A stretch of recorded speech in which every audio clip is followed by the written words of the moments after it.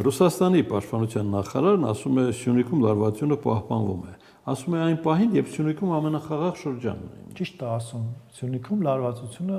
քանի դեռ Ռուսաստանը այս տարածաշրջանից չի գնացել,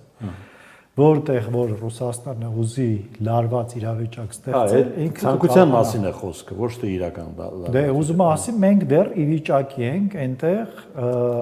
լարվածություն ստեղծել, հա, օրինակ, նայեք, մեր անվտանգությունը այնքան փխրուն է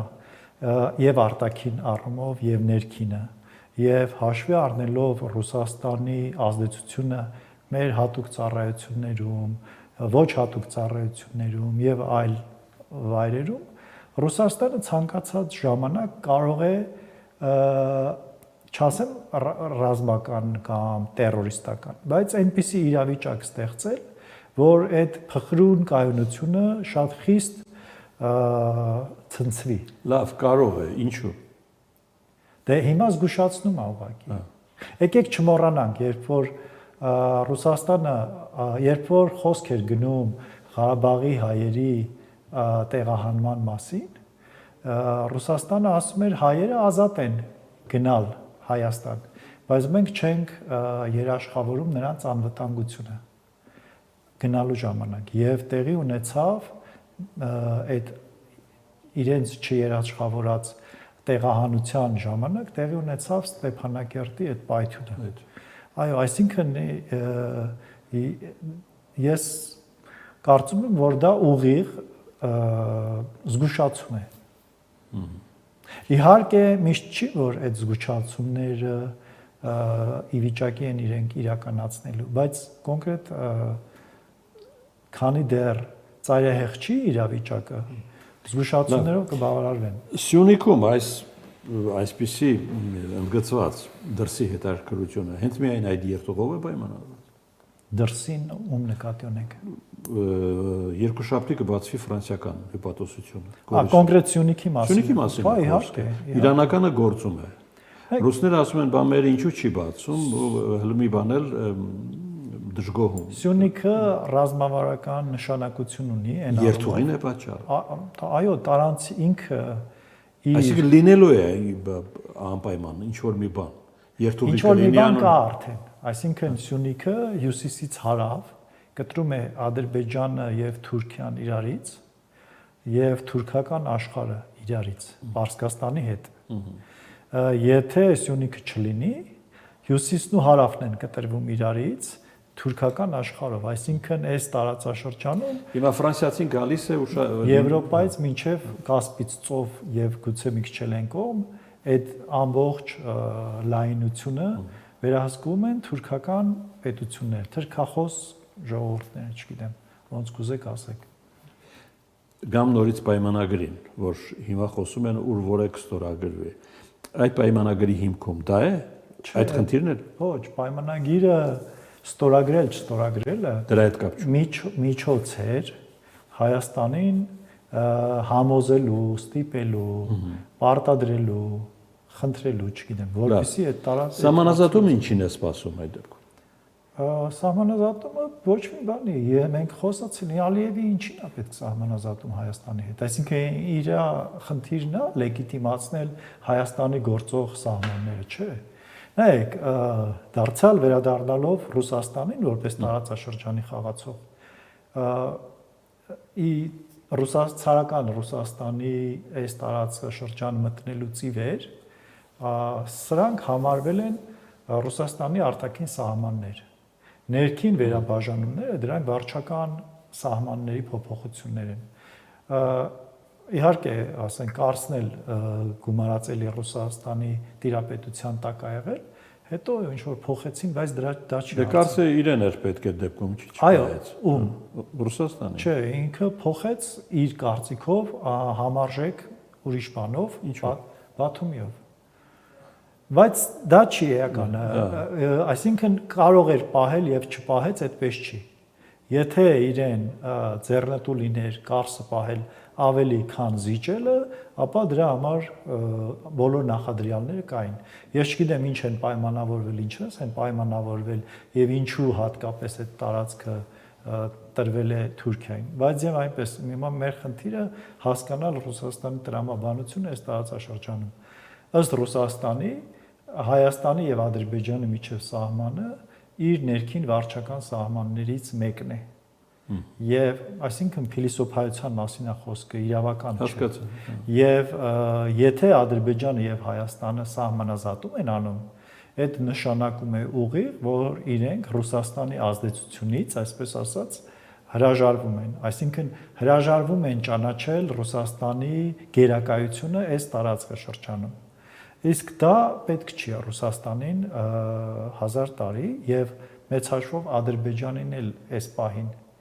որովհետեւ Ադրբեջանը ի տարբերություն մեզ Ռուսաստանի հետ էլ սահման ունի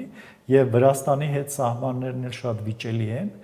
եւ հաշվի առնելով նաեւ Մարնելուի շրջանում մեծ քանակով ադրբեջանցիների արկայությունը շատ հնարավոր է որ ոչ կայուն ժամանակներում Ադրբեջանը նախատեսում է իր Վրաստանի հետ սահմանազատում անել Մարնելուի շրջանի վրացական սահմանի հետ։ Այսինքն հերահար ինչ պլաններ ունեն եւ այդ պլանների մեջ որտեղ է Հայաստանի հետ սահմանազատումը։ Շատ լավ։ Գանք ներս մեր պետական ինստիտուտներին, որի մասին դուք ակնարկեցիք, Զորակոչի նոր օրինագծին ծանոթ եք։ Այո, շատ խորը չեմ ուսումնասիրել։ Դե խորը հնարավոր չի, որովհետև դեռ փոփոխվում է, դեռ քննարկվում է, դեռ վիճում են։ Այնքան ինչքան դրված է շրջանառության մեջ։ Ինչ ուղղություն է դա մեզ համար։ Նայեք, ես մոտավորապես հասկացել եմ, ասեմ, որ մենք ի վերջո ուրիշ ընտրություններ չունենք, մենք պետք է գնանք պրոֆեսիոնալ բանակ կազմավորելու ճանապարհով։ Չէ, պրոֆեսիոնալ բանակի մասին խոսք չկա։ Չէ, ես կոնկրետ դա չեմ համարում, որ այդ օրինագիծը մեզ տանում է ուղիղ այդ ճանապարհով։ Փոքր պետությունները ունեն մշակված, այսինքն կա փոքր պետությունների համար մշակված արտաքին սպառնալիքների դեմ դիմակայելու մարտավարություն։ Դա կոչվում է համապարփակ անվտանգային համակարգ կամ դրա ներդրումը։ Այդ համապարփակ անվտանգային համակարգը նշանակում է, որ պետությունը ունենում է բանակ, բայց պահեստազորը միշտ պատրաստ է շատ կարճ ժամանակում մտնել անհրաժեշտ Լավագույն օրինակ Ֆինլանդիան է, ասեմ դες։ Այո, Ֆինլանդիան, Շվեդիան, Շվեյցարիան, որոնց բնակչության քանակը մոտ է հայկականին։ Այո, եւ իհարկե դրա համար մեծ ռեսուրսներ են պետք, բայց սա այն կոնցեպտն է ազգի, պետության կայացման, որը իր ծախսերին համապատասխան քեզ բերում է արժեք, այսինքն այնպես չի, որ դու քո ժամանակը վատնում ես քո պետության անվտանգությունը բարձրացնելուն եւ այդ ժամանակում դու չես գնում ինչ որ արժեք։ Լավ, իսկ օրինագիծը ինչի՞։ Օրինագիծը հակապետական է, եթե նայեք, ինքը լուծում է խնդիր շատ ռացիոնալ դաշտում։ Մենք ասում ենք, ունենք ծնվող տղա երեխաներ, որոնք պետք է գնան բանակ, բայց մինչև 14 տարին լրանալը նրանց ծնողները իրենց երեխաներին տանում են արտասահմանում գրանցում են, հրաժարվում են քաղաքացիությունից, որպեսզի բանակ չգնան։ Այդ երևույթին ես անձամբ հանդիպել եմ, երբ որ իմ տղան ֆուտբոլ էր պարապում, այդ ժամանակ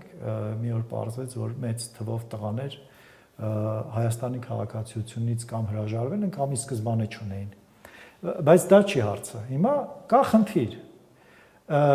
խնդիր, ոչ թե ինչպես անել, որպիսի այդ վատ իրավիճակից մենք առավելագույնը շահած դուրս գանք, օրինակ ֆինանսապես,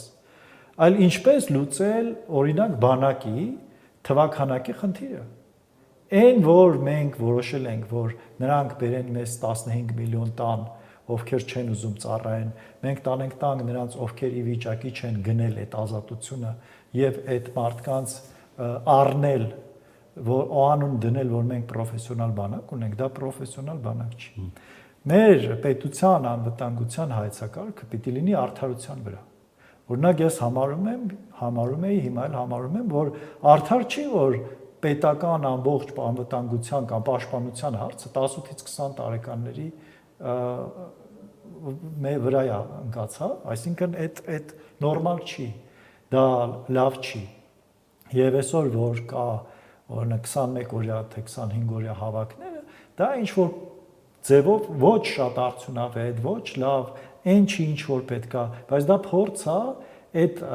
բեռը թեթևացնելու։